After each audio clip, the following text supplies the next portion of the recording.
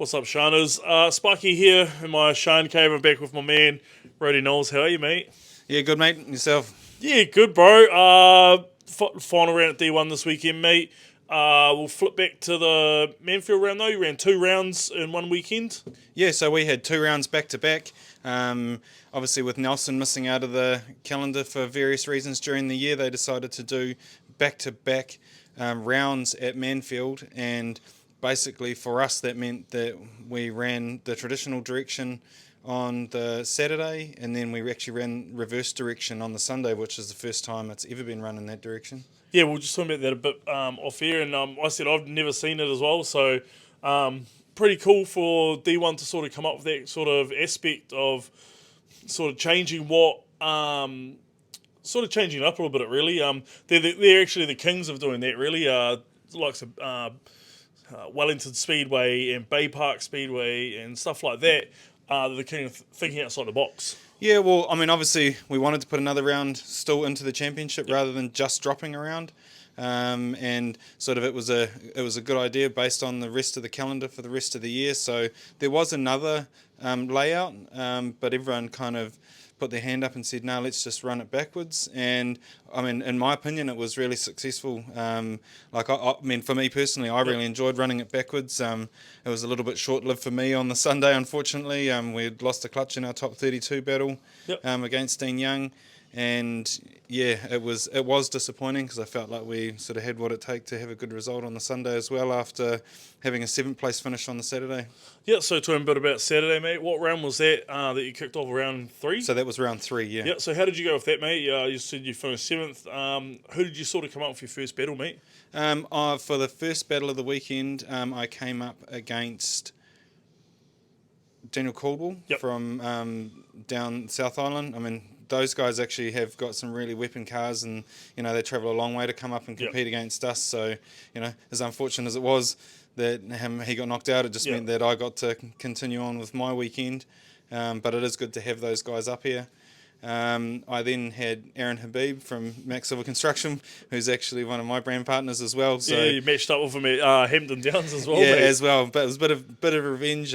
He got me at Hamptons, knocked me out for a top 4 spot there. So unfortunately, it was a bit of an empty win, so to speak. He's been struggling with some power steer problems on the Saturday. Yeah. And so we were lucky to get through there because I put on a really good lead. He had a fantastic chase, and it set us up for a really good second run there. So I was fortunate to go through.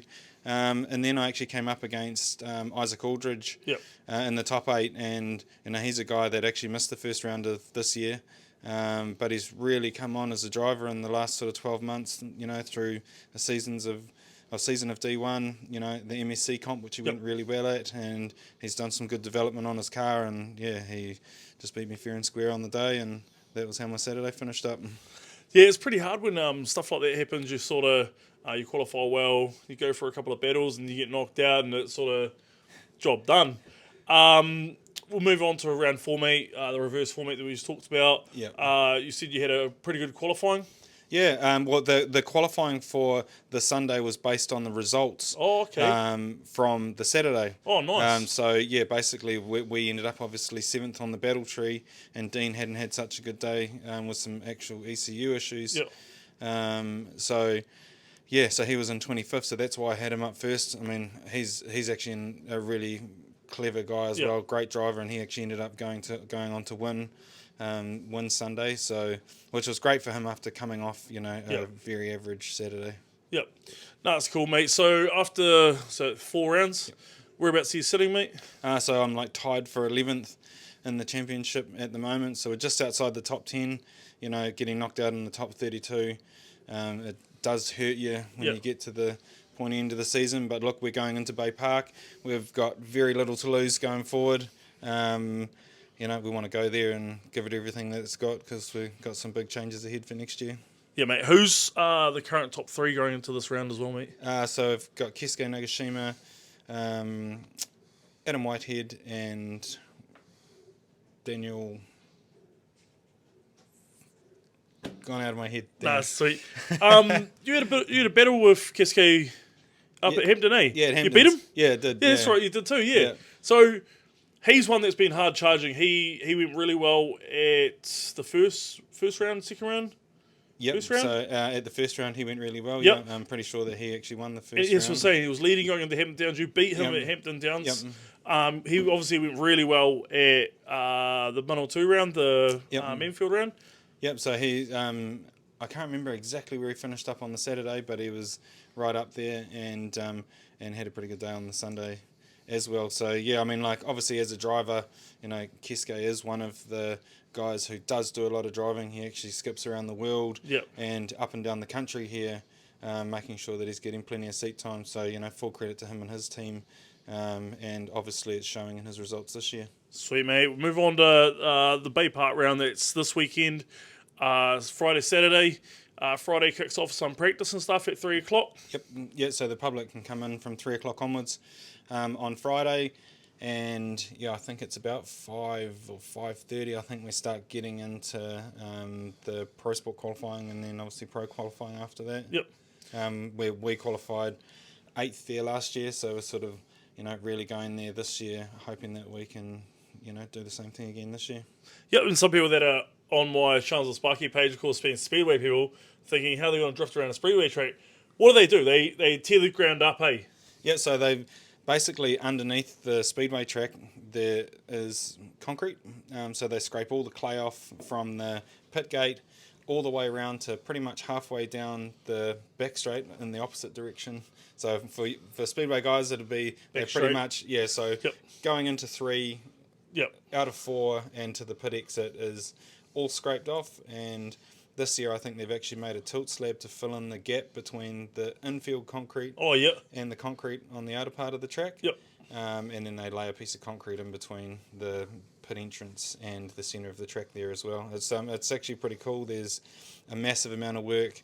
I know that obviously Aaron from Max Civil Construction over there, he's put in a lot of work this year. Obviously Brendan and the team at D1NZ, Daniel Smith from DK Excavators.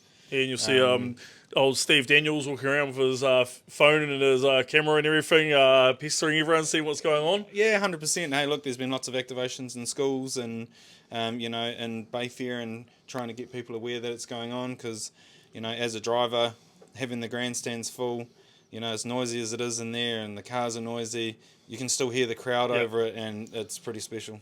Sweet, mate. We're also with Baypark as well, what you said about with the concrete and stuff like that. You said how exciting it is there because you actually get to ride the wall. Like the back of your car is hard up against that wall pretty much the whole way around turn 3 and 4. Yeah, well, so the judges ask for you to be 100 mil off the wall. So, you know, like we're flat out. Well, last season I had the dog box in there. This year we've got a sequential. So still not sure whether I'll be 3rd or 4th gear. But either way, you know, we're going in there pretty fast and the margin for error is pretty small.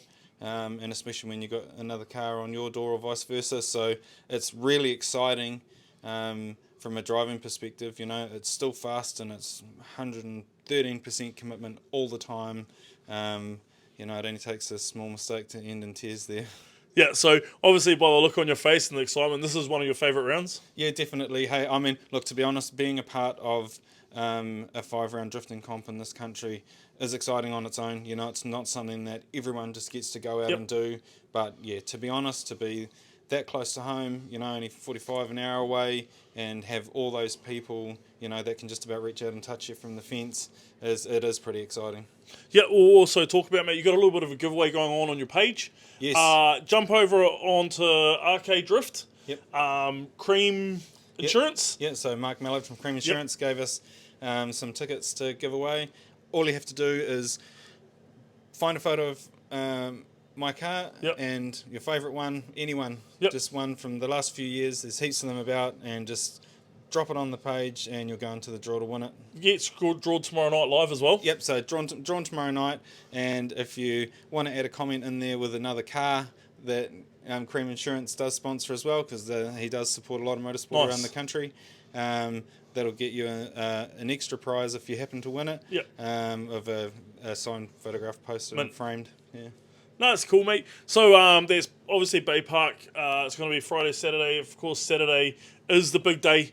You'll be going through all your battles. Pro Sport, Pro doing all their battles. Also, Monster Trucks there this year. Yeah, so they've got the monster trucks there this year.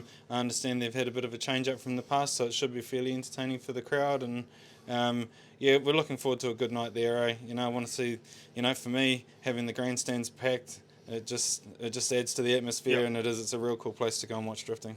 Nah, sweet. Anything else you want to say about Baypark or anything that I've missed, mate? No, to be honest, just the only thing with Baypark is that you just need to be warm because normally it's cold. Yep, we know all about that around this time of year. We'll move on to Drift Wars, mate. Choice events. They put on another stellar weekend. Had a couple of guys out here from Poland. Yeah, absolutely. Look, those guys actually came out here and did a great job.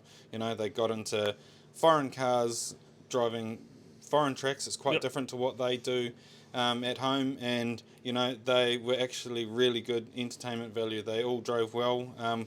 We're actually also lucky to have Mike Lake here from Aussie, and he actually drove one of Matt Kwok's cars. Yep. And he actually did a great job. He battled really well, and they were all the kind of sportsmanship and camaraderie that event created, with nearly 100 battles in a day, lots of driving, all the drivers, you didn't just get knocked out and on the trailer. Yep. So, no, it was really cool. Yeah, of course you judged that, mate, as well. Sort of what was the format? Is it a bit the same where you qualify and then you go into a battle tree? Yeah, 100%. So there was actually a pole shuffle in the... they qualified and the top 5 did a pole shuffle, just like with the Super Saloons. And that actually worked really well. Sean Potros won that. He was pretty class on the weekend. He was actually driving Ra Hayder's car.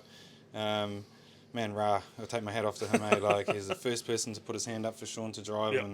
And Sean is probably one of the best, if not the best driver in the country.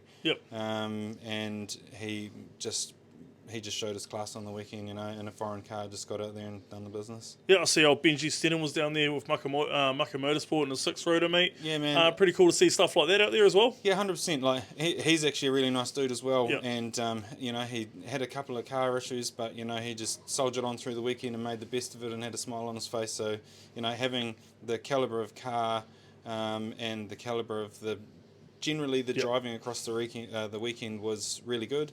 There was a lot of battles and a lot of on-track time, and all of those guys managed to, for the most part, keep their cars going, and it was really good. We saw some guys come out of the woodwork that we don't get to see that often anymore, so that was really good. It's quite cool to see some grassroots people as well come through the likes of that, and also Mad Mike's Drift Force that he does quite a bit of. Yeah, of course. I mean, I use those Mad Mike Drift Force days to go and try and be better, and it doesn't matter whether you're just starting or whether you've been doing it for a few years or a long time. They have the 3 separate classes. You don't have to go there and try and set the world on fire, and Mad Mike just says keep drifting fun, and that's what it's all about really at the end of the day. There's actually quite a big drifting culture now in New Zealand. I know it's been quite big for a while. But with the likes of Mad Mike, Guy Maxwell as well, he doesn't just put on the Drift Wars that he had on the weekend. He puts on other events as well, mate? Yeah, absolutely. Guy's actually been supporting me really since I got back into the sport, and he does have lots of other events. Obviously, his hallmark events are Carnival, Reunion. Yeah, Reunion for sure. And like Aussie Assault, there was the Atsumaro on the weekend. They do like a Mitsubishi Subaru Street Fighters Day, and we're pretty privileged to have somebody doing that around the country, because really if it wasn't for the likes of the Mad Mikes and the guys of the world, there's obviously Drift Antics, there's another guy out there, and Chris Howard from Matsuri. Yeah, there's also Troy Brown, one of my mates down in Palmy. Manawatu Car Club put a big thing on down there with actual teaching guys how to drift. So if you're looking out there and you've got a sort of a drift car and you want to do those kind of events, there is right from the grassroots all the way through to top level, which was pretty much on the weekend just gone and this weekend coming up. Yeah, sure. Everyone has to start somewhere. Yeah. And, we would far rather that you were starting on the track somewhere 100%. than on the streets. We've been trying to polished that off the drifting name for Yep. a long time, and I've seen some pretty horrendous stuff in the news of recent times. Yep. These guys going out doing it on the street. People are actually starting to get hurt in that now, so we really embrace those grassroots days, and they are working wonders. Sweet as, mate. Also, talking about drift wars on the weekend, go check out Choice Files, on YouTube. Yep. I watched his unveiling of his cars. Yeah. He's got some gear now, eh? Yeah. Also, Mako Motorsport will probably have something up as well. Who are the guys that are over here from Poland? Because they've got quite a big YouTube channel, don't they? Yeah, they do. So obviously, the Night Ride is the name of the main channel. There's Boogie, Gobbler. Can't pronounce Makarev's name properly. This guy's a spelling of Speedway boys. Yeah, hard out. They do some crazy builds over there. You know, it's not. It is about the drifting, but they build some crazy stuff too. So cool. It is good entertainment. So you jump on Night Ride on Instagram and have a look at some of their videos. It's cool. Sweet as, mate. Any last thank yous, bro? We had a little bit of a talk before. Jace from Infomotive, mate. Yeah, 100%. Look, Jace has been supporting me, and look, to be honest, generally motorsport. I know a lot of the speedway guys do use Jace for their tuning via Terry and what have you. But like obviously Jace has been a Link ECU specialist since back when I was a teenager. There isn't much he doesn't know about Link ECUs or tuning them or all that kind of stuff. He can supply you everything that you need, and he's also the Pulsar turbo distributor for New Zealand as well. So when it comes to wastegates and dump valves and turbochargers, then he's the man for the job. So where can you find him, mate? On Facebook, internet, stuff like that? Yeah, look, to be honest, if you're wanting a deal on it, hit me up. Yep. If not, you can find them. They're obviously on Maisie Place in Rotorua, but they do have their website, which is pulsarturbos.co.nz. Yep. And but get in touch either way. If you're looking for any of that stuff, we just need some advice or anything like that, we can sort it out. And he also has a dyno there as well, mate? Yeah, 100%. Yeah, Jace has been dyno tuning for a very long time, and he can do full drive stuff. But yeah, obviously the Speedway fraternity do use him, and obviously a lot of us turbocharged guys. I mean, I know he does some really high horsepower drag cars, and there isn't much that he doesn't do. Cool, mate. As I said, mate, any last thank yous and sponsors you want to shout out to me? Hey, look, obviously we would be amiss if we didn't thank, Rach and Craig at Electrical Solutions. They have had a massive contribution over the last couple of years to getting me to where I am today, and forever grateful for their support and going forward. And I think, obviously everyone that knows me or my car, it is the MTF Finance Cambridge S13, and me and Justin have got some big plans for next year. Cool. And without him and the support of my team at work, or my team, our crew, we wouldn't be able to do what we do on and off the track. So very thankful to them. Sweet as, mate. We'll catch up with you this weekend at Baypark, bro. And then we'll catch up with you after the weekend as well for a little bit of a debrief and what you've got planned for after D1. I know we've got a little bit of a breakaway. Yeah, rendezvousing in another country, so that'll be quite cool. Looking forward to that. Yeah, so just like I said, mate, good luck for this weekend, bro, and all the Sharners are behind you. Yeah, wicked man, thank you. Cheers, my man. See ya. Mate.